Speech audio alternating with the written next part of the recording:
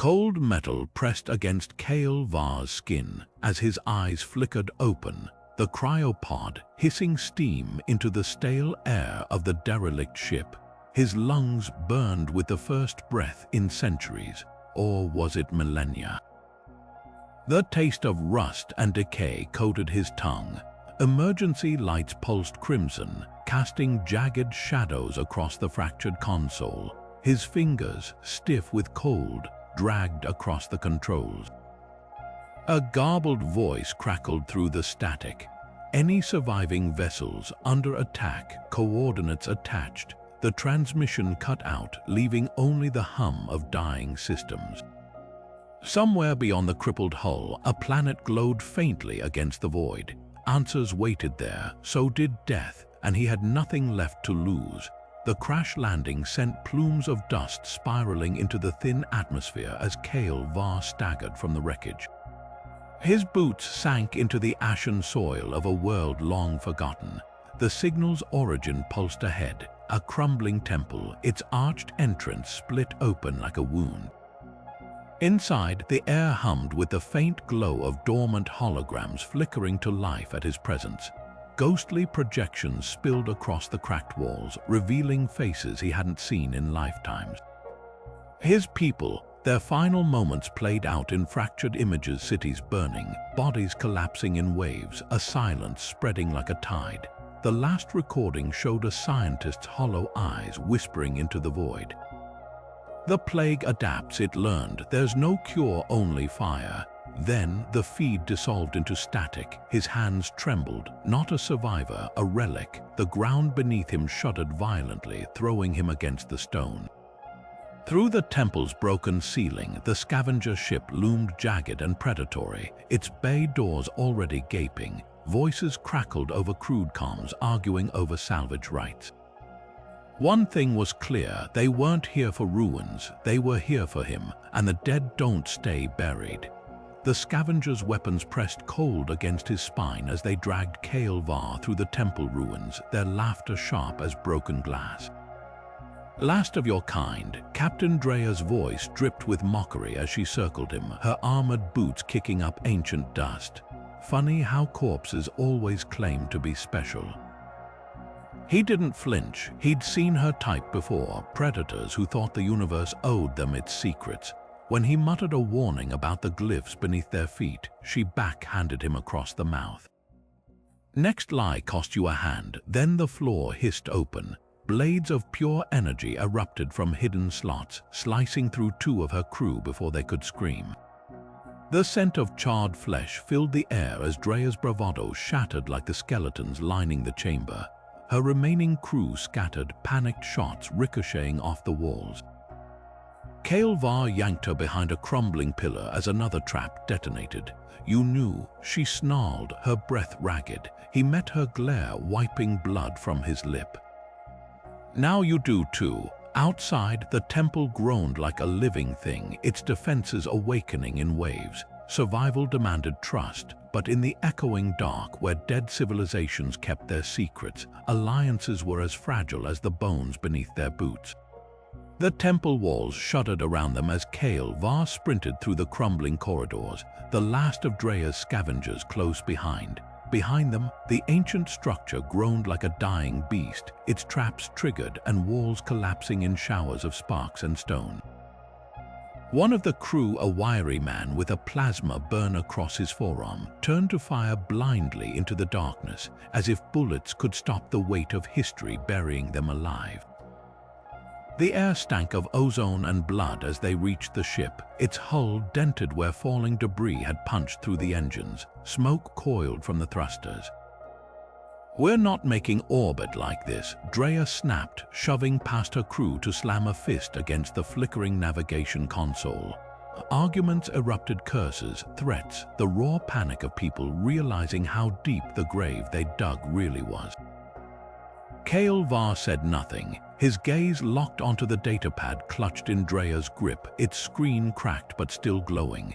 There, half buried in garbled flight logs, was a symbol, a coiled serpent swallowing its own tail, etched in silver and black. The mark of Sithriak's industries, his breath turned to ice in his lungs. He'd seen that emblem before, stamped on the containment vials in the final days of his world. The plague's architects didn't just survive, they thrived, and Drea was working for them. Drea's fingers tightened around the stunner, her smirk sharp as she leveled it at Kael-Var's chest. Sithriax pays triple for live specimens, she hissed, her crew fanning out to cut off his retreat. The datapad in her other hand displayed a bounty notice, his face, his biometrics, the pulse of his last known coordinates blinking like a hungry predator. He didn't flinch. Instead, his palm slapped against the temple's cracked altar, hidden glyphs flaring blue under his touch. A deafening wail erupted from the walls, not an alarm, but a beacon, its signal tearing through the static of dead comm channels. Drea's shot grazed his shoulder as the ceiling exploded inward, rival scavengers in blackened armor rappelling down on cables, their weapons already spitting fire. Chaos swallowed the temple, plasma rounds carved through stone, scattering the scavengers like rats. Kael-Var dove behind a shattered column, seizing a fallen rifle. The rival faction, marked by jagged crimson sigils on their breastplates, cut through Drea's crew with brutal efficiency. One of them barked into a comm, asset located. Containment breach imminent, asset. The word coiled around his ribs like a noose. He wasn't a survivor, he was a transaction. Drea lunged at him, her blade flashing, but he twisted, driving his elbow into her jaw. She crumpled, her stunner skittering across the blood-slick floor. The shuttle bay loomed ahead, half collapsed but still functional. He sprinted, boots slipping on rubble as the firefight raged behind him. The shuttle's hatch groaned under his frantic kicks, finally buckling inward. Inside, the controls were archaic but familiar, his people's design repurposed by looters. His fingers flew over the panels, engines coughing to life just as armored figures burst into the bay. The last thing he saw was Drea staggering to her feet, her scream lost in the roar of thrusters as the shuttle punched through the hangar shield and into the void. Hyperspace yawned open ahead, a maw of swirling blue. He didn't look back. The coordinates were pre-loaded, not a random jump, a destination. And for the first time in centuries, Kael-Var wasn't running from death. He was flying straight toward it. The shuttle lurched violently as gravity tethers clamped around its hull, wrenching Kael-Var from hyperspace into a storm of searing light. Alarms shrieked, the cockpit screens flared crimson with proximity warnings as a jagged cruiser materialized ahead, its obsidian flank bristling with weapon ports. A voice crackled through the comm, sharp with static but unmistakably human. Power down your thrusters, any resistance, and we atomize that relic you're flying. He had seconds to decide. The coordinates in his nav system led to answers, but the Voidborn's guns led to oblivion. His fingers hovered over the controls, then stilled. The cruiser's docking bay swallowed his shuttle whole, the air thick with the acrid tang of welding sparks and ionized metal. Figures in patched flight suits leveled pulse rifles at his chest as the ramp lowered. At their center stood a woman with close-cropped silver hair and a scar cutting through her left brow. Tessa. The stories about her were etched in fire, how she'd turned a salvage rig into a rebellion, how she'd lost an entire crew to Sithriax's orbital mine. Her gaze raked over him like a blade testing its edge. Funny, she said, tossing a holodisc onto the grating between them. It flickered to life, projecting a lab feed, rows of containment pods, bodies floating in amber liquid, their skin threaded with black veins. Core don't usually leave witnesses. Kael-Var's throat tightened. He knew those faces, the last holdouts from his homeworld's eastern quadrant, dragged from their bunkers by men in silver hazard suits. Tessa stepped closer, her voice a whisper only he could hear. They called it a plague. What it really was, a beta test. Her crew parted as she led him deeper into the ship's belly, past walls papered with stolen blueprints and grainy surveillance stills. One image froze his blood, a Sithriax executive shaking hands with a Guldari warlord, the same serpent and sword insignia gleaming on both their uniforms. The Guldari, his people's oldest enemies, their wars had lasted generations, but this wasn't conquest, this was liquidation.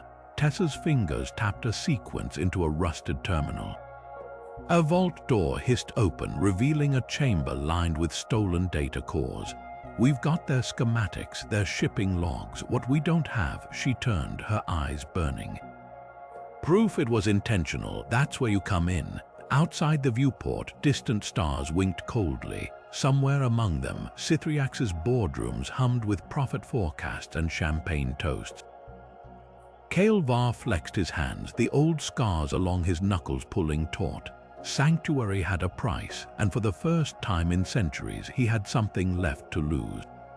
The data core burned cold against Kael-Var's palm as the decryption sequence finished with a final, shuddering click. The holographic display erupted into life, painting the dim vault in jagged streaks of blue. Medical records, weapon manifests, and there, buried under layers of corporate encryption, the project logs. His breath hitched as the first entry scrolled past, dated mere days before his world's collapse. Subject virulence exceeds projections. Guldari partners request accelerated deployment. Board approves contingency sterilization protocol. Tessa's knuckles whitened around the edge of the terminal. "They didn't just release it," she muttered. "They weaponized the mutations." The footage that followed needed no translation. Lab-coated figures adjusting dispersion vectors over city maps, annotating population densities with clinical precision. One image seared into his retinas, a Guldari general accepting a case of vials from a Cythriax executive, both grinning like men splitting the spoils of a hunt.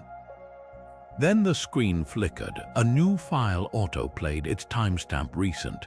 A Cythriax dreadnought, its hull freshly stamped with quarantine symbols, slid into orbit around a thriving colony world. The same serpent and sword insignia glowed on its flank. Tessa's curse cut through the silence. They're not just covering their tracks, they're reloading. Kael-Var barely registered her words. His focus locked onto the final document, a genetic map pulsing with strands of alien code. His code, the sequencing matched his own DNA with eerie perfection, down to the last helix. Subject 0 exhibits natural immunity. Recombinant potential exceeds 97%. Extraction team prepped for immediate retrieval. A klaxon shattered the moment. The vault's emergency light strobed crimson as a voice barked over the shipwide calm. "Voidborn, this is Cythriax enforcement. Power down and prepare for boarding." Tessa was already moving, slamming her fist against a rusted panel. The floor trembled as hidden thrusters ignited. "We've got 5 minutes before they breach," she snapped, shoving a plasma pistol into his grip. Behind her, crew members hauled crates of explosives toward the airlocks. The dreadnought's silhouette filled the viewport, its weapon arrays humming to life. Kael-Var's fingers traced the genetic readout still glowing on the screen. They'd turned his people's bodies into weapons. Now, those same monsters were coming to carve the last living sample from his bones. The pistol's grip warmed in his hand. "Let them try." The first explosion rocked the docking bay before the alarms even sounded, sending a shockwave that blew out the overhead lights in a rain of sparks. Kael-Var barely had time to register the silhouette of corporate drones pouring through the breached airlock, faceless, skeletal machines moving with eerie synchronization, their pulse rifles already charging. Tessa's voice cut through the chaos as she vaulted over a smoldering console.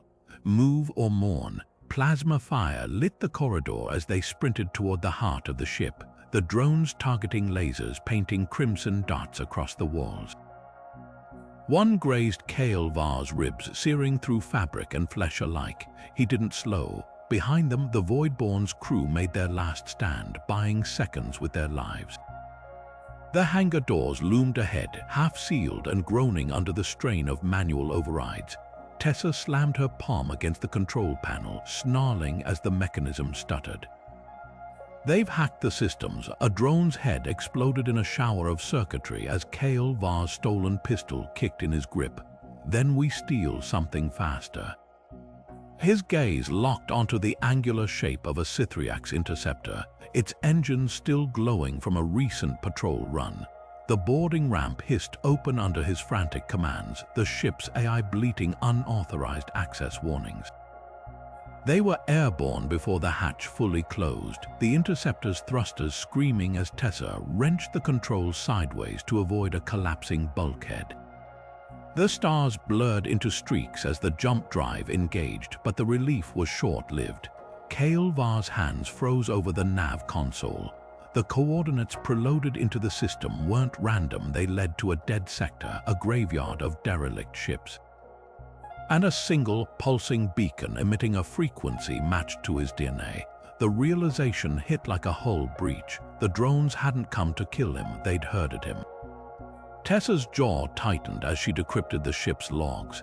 "They've been tracking you for years," she muttered, pulling up a map of jump trails, every erratic path he'd taken since awakening, every near miss with scavengers, all converging on this moment. Not a survivor, bait. The console beeped, a new message flashing in stark white letters. Containment protocol initiated. Somewhere in the void ahead, something waited. And it was hungry. The research station hung suspended between two derelict freighters like a spider's web woven from steel and desperation. Kael-Var's boots magnetized to the exterior plating as he cut through the emergency hatch, the plasma torch casting his shadow against walls lined with quarantine warnings. Inside, the air reeked of antiseptic and something darker, the acrid tang of failed experiments. Emergency lighting strobed across overturned gurneys, their restraints torn open from the inside. Tessa moved like a ghost beside him, her pistol sweeping the corridors. "She'll be in the containment wing," she muttered, "always where the bodies stack highest." They found Dr. Illyra curled beneath a bank of shattered monitors, her lab coat stiff with old blood. The woman who'd engineered extinction looked shockingly frail. Her fingers trembled around a syringe of milky fluid as she pressed it to her own throat.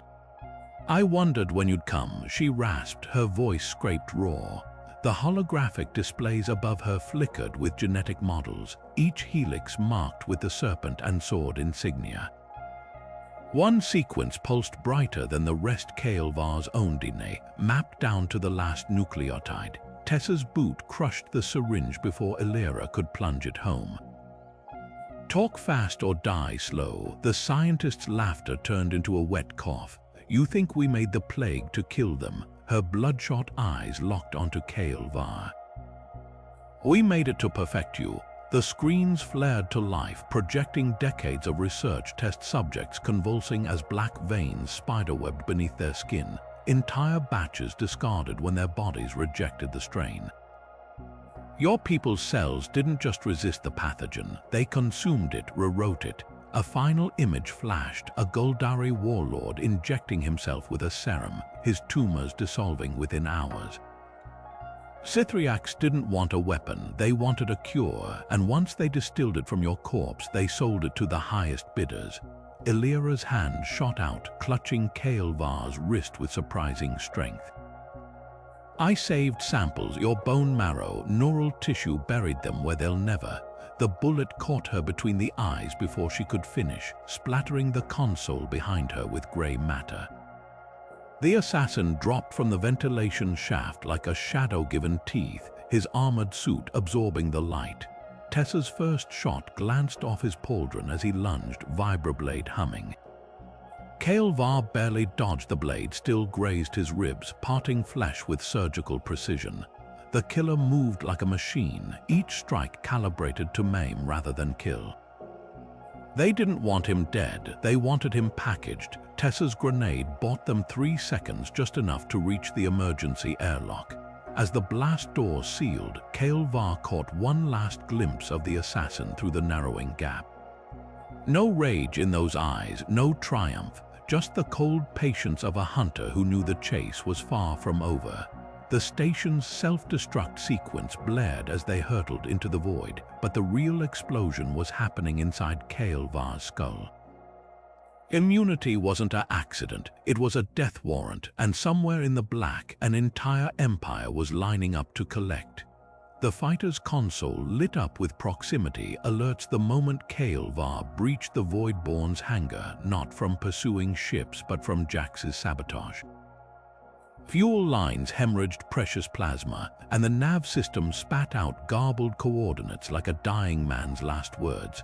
He wrestled the shuddering yoke as the cockpit pressure dropped, his vision tunneling from oxygen deprivation.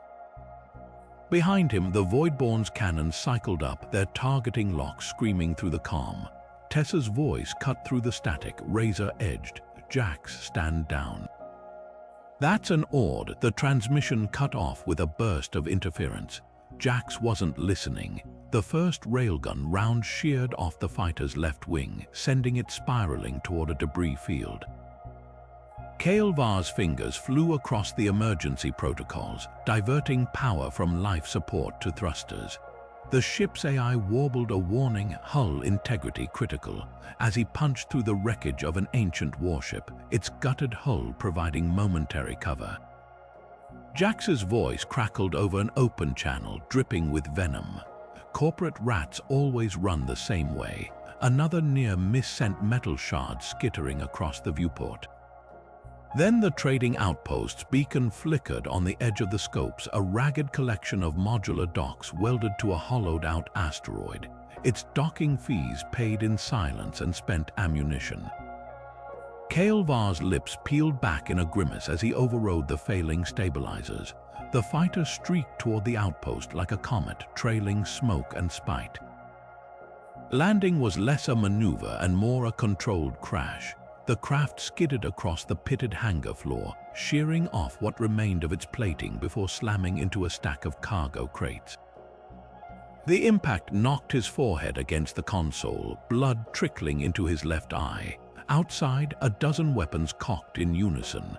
The outpost's denizens moved like scavengers, patchwork armor, mismatched weapons, eyes that measured a man's worth by the weight of his regrets.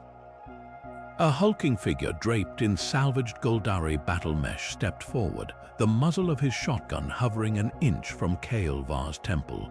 Voidborn tags, the man grunted, tapping the fighter's scorched insignia with his free hand. "You're either real brave or real stupid." Kael-Var spat blood onto the deck. "Pick one." Somewhere in the tangled mess of docking arms and shadowed corridors, Sithriax's hunters were already closing in. And Jax's betrayal had just lit a beacon for every killer in the sector. The historian's breath smelled of stale synth whiskey and regret as he leaned across the dim-lit bar, his gnarled fingers tracing the serpent mark on Kael-Var's wrist. "Saw this once before," he muttered, voice cracking like dry parchment, "on a corpse floating near the Cathara drift. Funny thing, corpse wasn't rotting. Just waiting." The old man's milky eyes darted to the outpost security feeds, where armored figures in Sithriax colors moved like wolves through the docking bays. He slid a data chip across the stained table, its surface etched with celestial coordinates. "Your people weren't fools. They left a failsafe, buried it where the hungry couldn't reach." Kael-Var's thumb hovered over the chip. "Why help me?" The historian barked a laugh that turned into a wheeze. "Ever meet a ghost who paid his bar tabs?" He drained his glass, the liquid catching the neon light like diluted blood. "They're coming for you, not just the corp, the Goldari too, that cure in your veins. To them it's heresy, a sin their warlords can't burn away." Outside, the clang of mag boots on metal grew louder. The chip's hologram bloomed above the table, a star chart older than the outpost itself, its lines converging on a nameless world nestled in the debris of a dead system. The historian tapped one gnarled finger against the projection. No ports, no beacons, just a tomb with your name on it. Then the feed glitched, revealing a second layer, a security overlay blinking with inbound Sithriax signatures. Too close, Kael-Var was already moving when the first pulse round shattered the bar's mirror. The historian didn't flinch. just raised his glass in a mock toast as the corporate hunters stormed in. "Tell the ghosts I sent you," he called after him, voice dripping with grim amusement. The last thing Kael-Var saw before ducking into the service tunnels was the old man pressing a detonator into his palm, his smile all teeth and no mercy. The explosion rattled the outpost's bones, buying seconds. The chip burned in Kael-Var's grip, its coordinates searing into his mind, a tomb, a message. And an entire fleet racing him to the grave. The stolen interceptor's engines screamed as Kael-Var wrenched it into a spiraling dive, barely skimming under the belly of a Sithriax destroyer. Static filled the cockpit, then Tessa's voice, sharp with static and something darker. "Jax is gone. No grief, just a fact heavy as a neutron core." The transmission cut out before he could respond, but the coordinates she'd embedded in the burst transmission burned on his nav screen. Same as the historian's chip, same as the tomb world calling him home. Their reunion was a clash of metal and desperation when he docked with the battered Voidborn. The ship's corridors reeked of burnt wiring and blood, the crew's faces hollow from running battles. Tessa stood amid the wreckage of her command deck, her fingers dancing across a cracked display. "Took you long enough," she muttered, not looking up. The screen showed a tactical map, 3 corporate fleets converging on the nameless system ahead. "They know where we're headed, and they're throwing everything at us to keep you from reaching it." Kael-Var tossed the historian's chip onto the console. The hologram that bloomed between them wasn't just coordinates, it was a schematic. A massive structure buried beneath the dead world's crust, its architecture unmistakably his people's design. "Not a tomb," he breathed, "an archive." Tessa's laugh was all edges. Of course, the one thing Core fear more than weapons. She slammed her fist against the ship-wide calm. "All hands prep for hard burn. We're punching through their picket line in 90 seconds. Jax waited for them in the engine room, his hands buried in the guts of the Voidborn's primary drive. The mechanic's overalls were slick with coolant and something darker seeping through the fabric at his ribs. He didn't turn when they entered. "Overclocked the injectors," he rasped. "Get you 15% more thrust for about 6 minutes before the whole core goes critical." Tessa's face went stone still. "That's a one-way modification." Always was. Jax finally turned, his grin a bloody slash in the emergency lighting.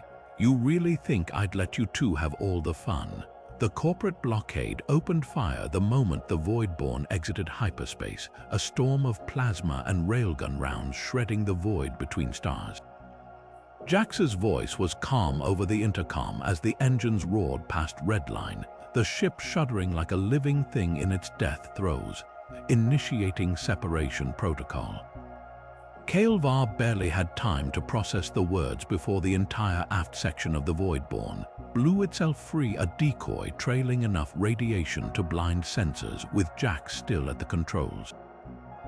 The explosion lit up the black like a newborn star, swallowing 3 pursuers whole. Silence. Then Tessa's hands locked onto the navigation console, her knuckles white.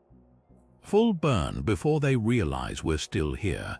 The planet loomed ahead, its surface a graveyard of fallen satellites and ancient wreckage.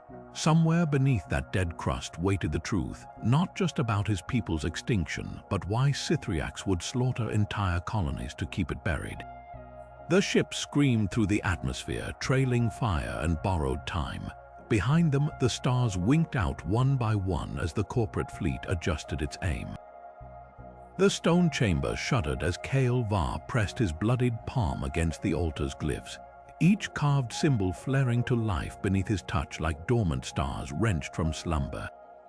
The air itself vibrated not with machinery, but with something older, deeper, as the walls dissolved into cascading light.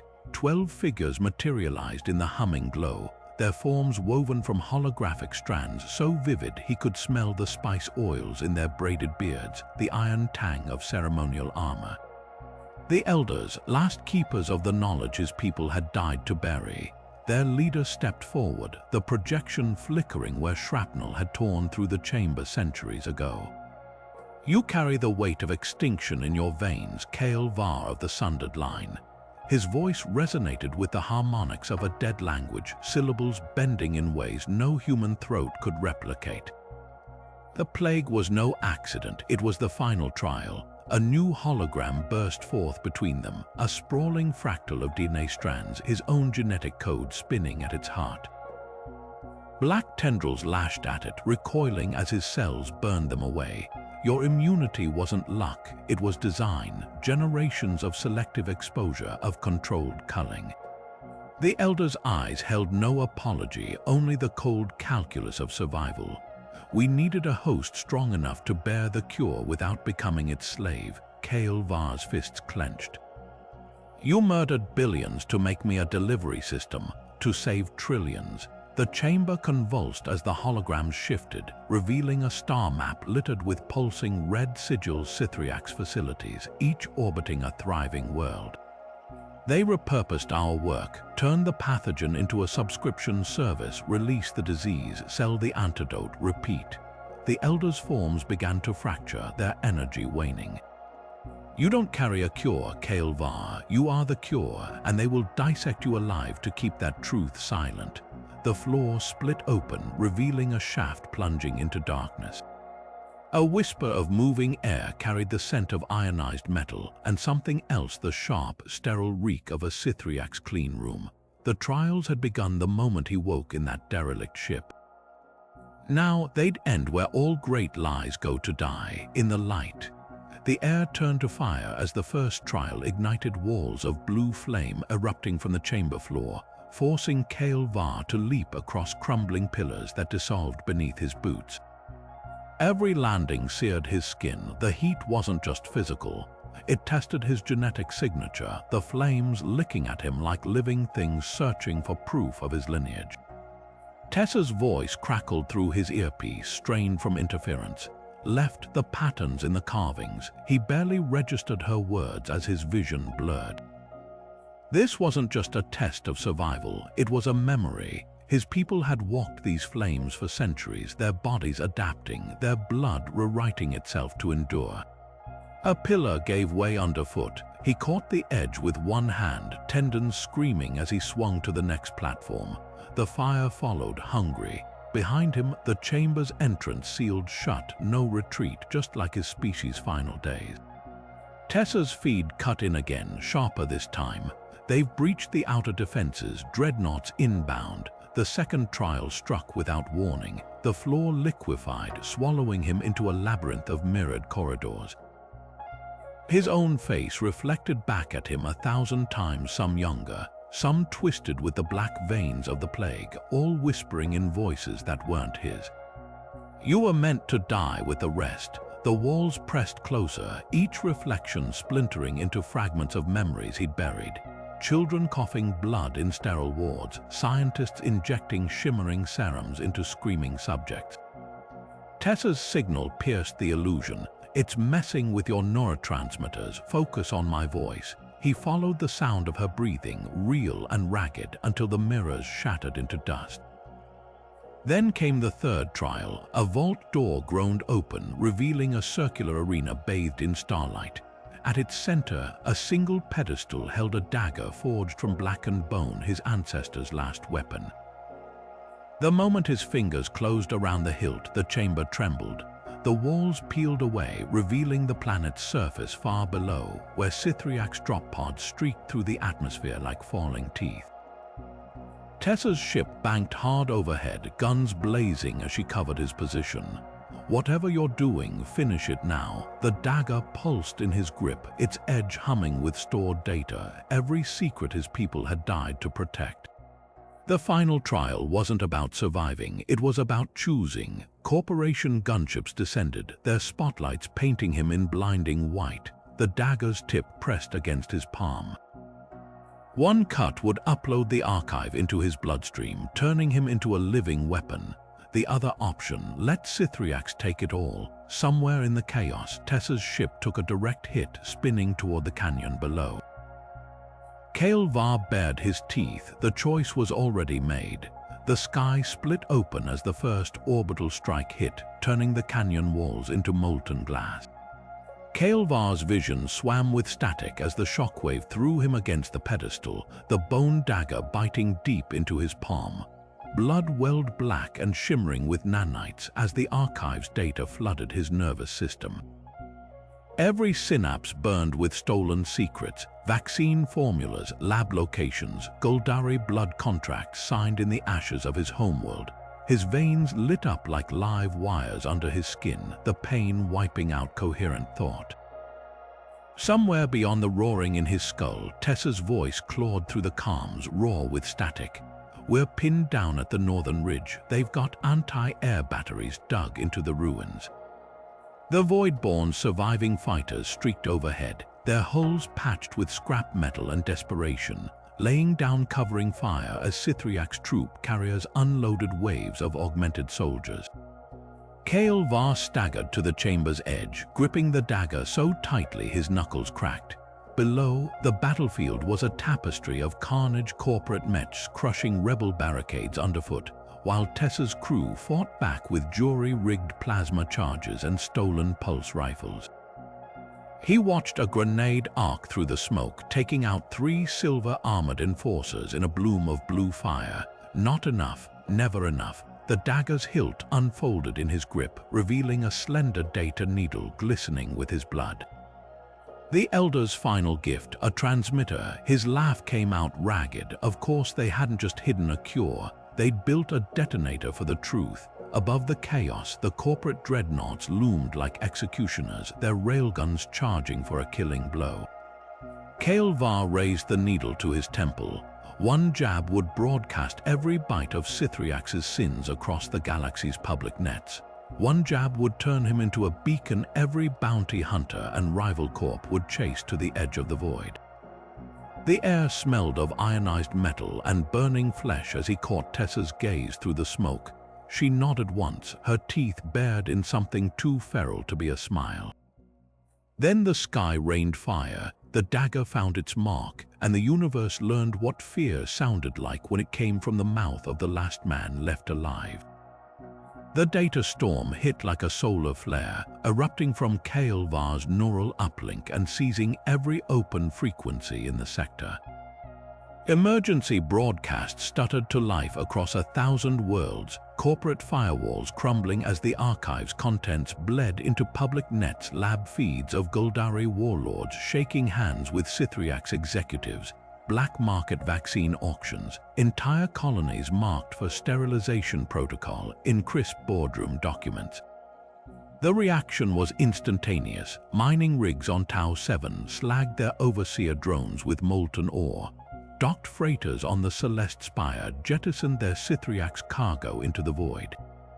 Somewhere in the core, a news anchor's voice cracked as they played footage of plague victims convulsing in quarantine footage time stamped weeks before the outbreak was officially acknowledged. Aboard the Sithriak's dreadnought Ouroboros, alarms wailed as CEO Vade snarled at his trembling tech officers. Trace the signal's origin, burn it out. The holographic war table before him flickered with damage reports. Stock prices plummeting, security forces overwhelmed by rioters, 3 board members already fleeing in private shuttles. His fist slammed down, scattering projections. Activate the Uneasy protocol. The room went dead silent, even the Guldari envoy recoiled. The weapon unfolded in high orbit like a nightmare blooming, a spindle of black alloy and throbbing energy cores, its calibration lasers painting the planet below in grid lines of cold red light. Deep in the archive's shattered chamber, Kael-Var's skin prickled as atmospheric sensors screamed. The air itself tasted metallic, charged with the Uneasy's priming sequence. Tessa's voice cut through the static, her ship weaving through a fire. They're not just covering their tracks anymore, they're burning the whole damn library. Groundside, the first tremors hit. Fissures tore through ancient ruins as the Uneasy's gravitational spikes drilled into the crust, destabilizing tectonic plates. Rebel transmissions dissolved into screaming static. Somewhere in the chaos, a child's voice crackled over an open channel. a smuggler's daughter on a dying freighter, reading the archive's files aloud to anyone still listening. Vade's face filled the view screen aboard the Voidborn, his pupils dilated with stimulants. You wanted the truth, spittle dotted his lips, let it die with you.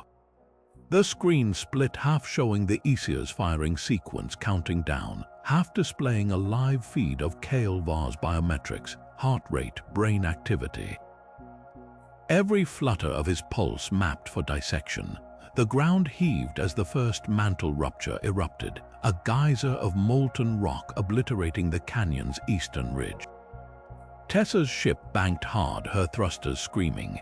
We've got 90 seconds before this whole rock comes apart. Kael-Var didn't move. His fingers traced the bone dagger's edge, its nanites still humming in his blood. The cure wasn't in his DNA. It was his DNA, and Vade had just armed a doomsday device to destroy the only living sample. Somewhere in the static, the child's voice kept reading. The Ouroboros boarding ramp crumpled under the Voidborn's improvised breaching charges, the shockwave hurling Kael-Var and Tessa into the flagship's gutted maintenance corridor. Emergency lights strobed, painting the bullet-scarred walls in streaks of bloody crimson. Somewhere above them, the Aesia's countdown pulsed through the ship's intercom, a robotic voice marking off seconds like a funeral drum. Kael-Var's left arm hung useless, the sleeve soaked through where a pulse round had carved through muscle and tendon. Tessa didn't waste breath asking if he could keep moving. She just slapped a fresh power cell into his pistol and kicked open the nearest access hatch.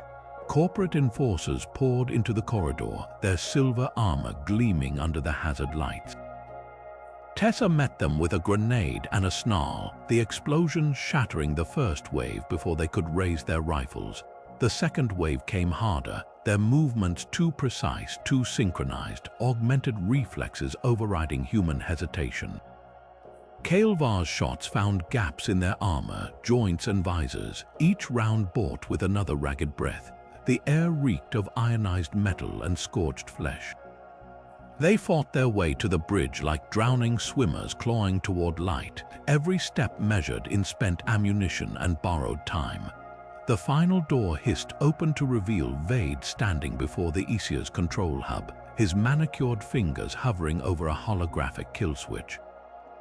"You're too late," he chuckled, his voice too calm for a man watching his empire burn. Disarming it now would destabilize the core. The blast will still wipe this planet clean, just with slightly less precision. Tessa's bullet took him in the shoulder before he could finish, spinning him into the console. Kael-Var lunged for the controls, his blood-slick fingers slipping across the interface. The system rejected his commands, flashing crimson warnings, biometric lock. Vade's laugh turned wet as he clutched his wound. "It needs my heartbeat to stand down." "And I'm feeling remarkably uncooperative." Tessa's boot connected with his jaw hard enough to splinter teeth. She hauled him upright, pressing his palm against the scanner while her other hand shoved her pistol under his chin. Beat faster. The Aesia's core whined as the disarm sequence initiated, its targeting lasers flickering out one by one. Outside the viewport, the sky began to heal, the grid lines of annihilation dissolving into harmless static. Vade's scream of rage ended abruptly as Tessa slammed his face into the console hard enough to crack the screen. Then the ship's AI chimed, cheerful as a funeral bell. "Warning, catastrophic containment failure detected in engine sector." The deck plates trembled. Too many guns, too many grenades. The Ouroboros was coming apart at the seams. Tessa grabbed Kael-Var's collar, dragging him toward the escape pods. "Time to go, relic." Behind them, Vade clawed at the dying console, his perfect hair streaked with blood and fury. The last thing they heard before the pod launched was him screaming into the comms. "All batteries fire on that pod. I want them erased." The void swallowed his orders whole as their pod tumbled into the black, the Ouroboros exploding silently behind them like a dying star. Somewhere in the wreckage, the galaxy's worst-kept secret burned brighter than any weapon alive, unchecked and utterly beyond containment. Vade's laughter echoed through the bridge like acid eating through steel, his polished boots clicking against the deck as he circled Kael-Var's slumped form. "You really thought you could win?" He kicked the bone dagger aside, its blade skittering into the shadows. "Your people died whispering prayers, you'll die screaming."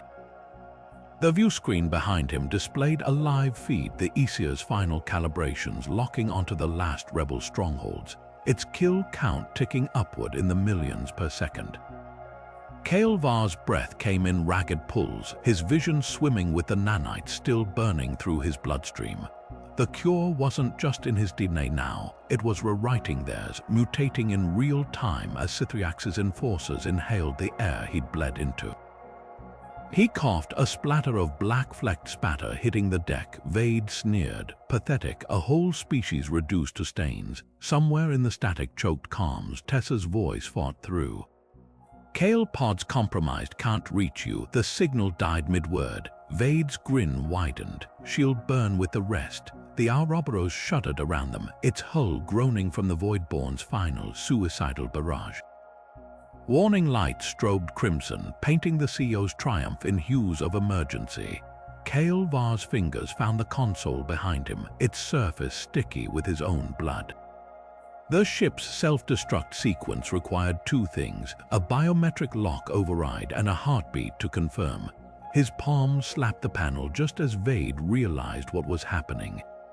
"You fool!" The countdown flared to life. 10 seconds, inescapable, irreversible. Kael-Var met Vade's widening eyes. "You wanted to erase us." His voice was raw, but the words carried. "Now you'll choke on us." The first explosion tore through engineering, the shockwave ripping the Ouroboros apart from the inside. Vade's scream was lost in the roar of rupturing metal, his precious archives atomizing into the void alongside him. But the detonation wasn't the end, it was the spark. The cure, amplified by the blast, rode the shockwave like a living thing, saturating every comboy, every relay, every breath of oxygen in the fleeing escape pods. As the fire swallowed the bridge, Kael-Var's last thought wasn't of vengeance. It was of the child's voice still reading the archives files somewhere in the black, growing louder, multiplying, unstoppable. The plague had been a whisper, the cure would be a scream. The escape pod shuddered as it broke through the atmosphere, its heat shield glowing molten red before cooling to a dull, scarred black. Inside, Tessa's fingers trembled over the controls, not from fear, but from the raw silence pressing against her eardrums. The comms were dead, the Voidborn was ash. And Kael-Var, she didn't let herself finish the thought. The screens flickered to life as the pod's antenna locked onto the nearest relay, flooding the tiny cockpit with a cacophony of overlapping broadcasts. News feeds splintered with riots on Sithriax Core 5, Guldari warlords disavowing their contracts, stock markets collapsing under the weight of a single, unshakable truth: the plague had been a ledger entry. Profits over people, a scripted genocide. Tessa's reflection stared back at her from the darkened glass, hollow-eyed, streaked with soot and dried blood.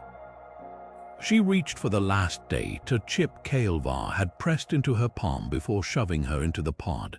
The moment it slotted into the console, his hologram materialized above the dash, fragmented but unmistakable. Not the relic they'd hunted, just a man, exhausted, resolved. "If you're hearing this, they lost." His voice was rougher than she remembered, the projection flickering with interference. "Sithriax built an empire on our graves, but graves," a faint, tired smile. "Graves make damn good foundations." Behind his image, schematics unfolded, vaccine synthesis protocols, neural archive decryption keys, everything his people had died to protect. Not weapons, tools. The pod's external feed caught the first glimmers of ships descending toward the derelict trading outpost. Not corporate enforcers, but ragged freighters and retrofitted miners, their hulls bristling with stolen Sithriax transponders. Word traveled fast in the black, faster when it was soaked in blood and righteous fury.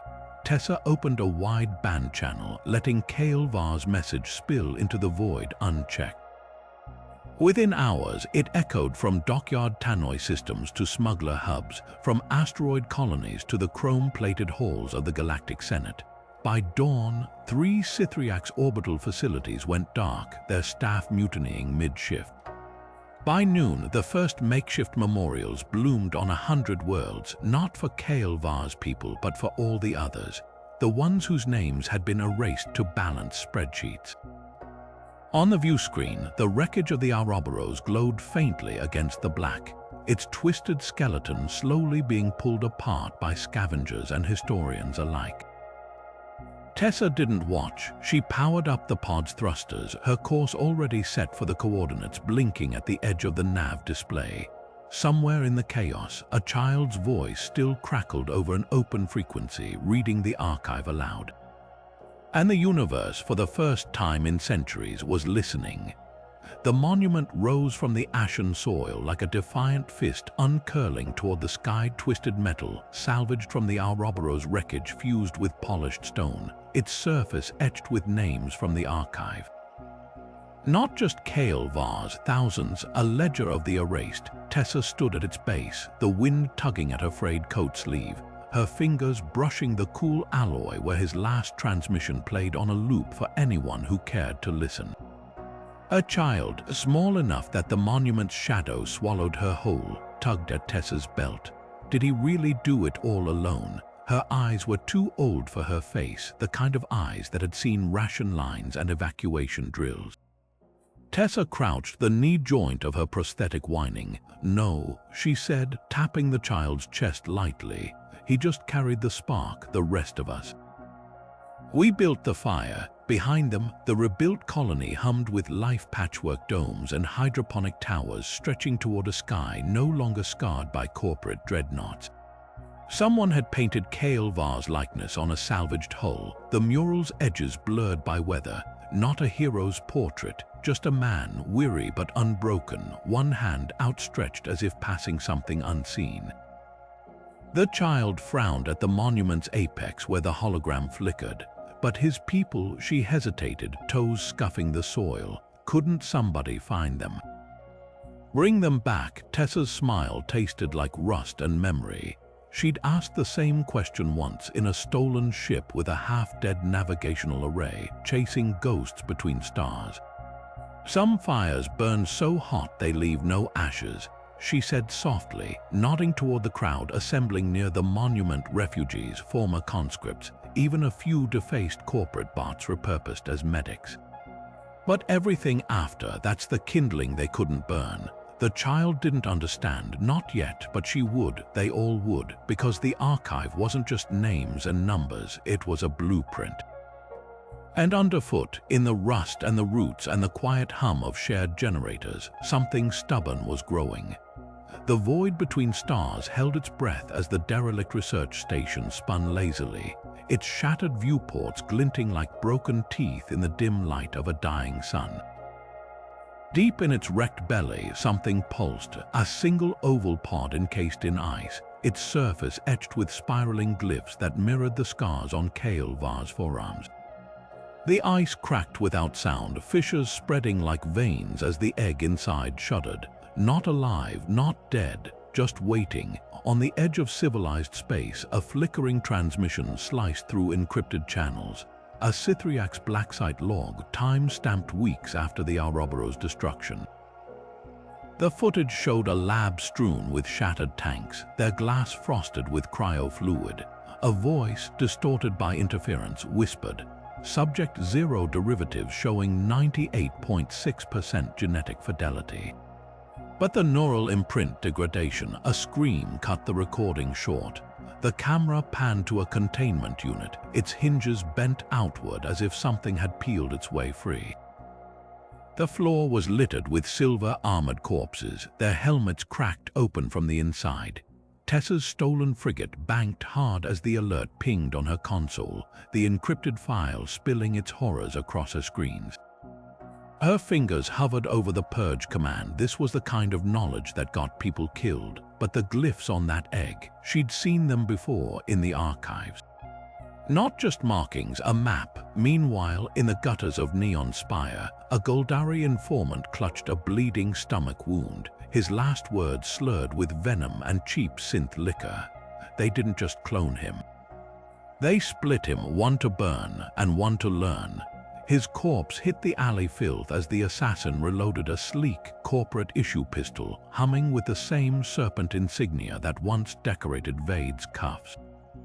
Far above, the egg's final layer of ice sloughed away, revealing a surface that didn't reflect light so much as swallow it. The glyphs burned blue for a heartbeat. Then darkness reclaimed the station, but darkness, as Kael-Var once learned, was never empty, just patient. The scientists' gloved fingers trembled as they traced the egg's surface, the cryo-fluid sloshing gently in its tank. Frost curled away under her touch, revealing the glyphs beneath, an exact match to the archive schematics. Subject KV2 shows 99.9% cellular integrity. She whispered to the empty lab, her breath fogging the glass.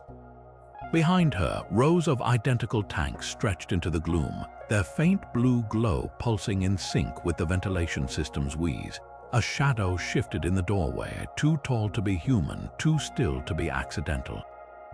The scientist didn't turn, she knew better. The figure's voice emerged as a dry rasp like metal dragged over stone. You ensured the neural templates were preserved.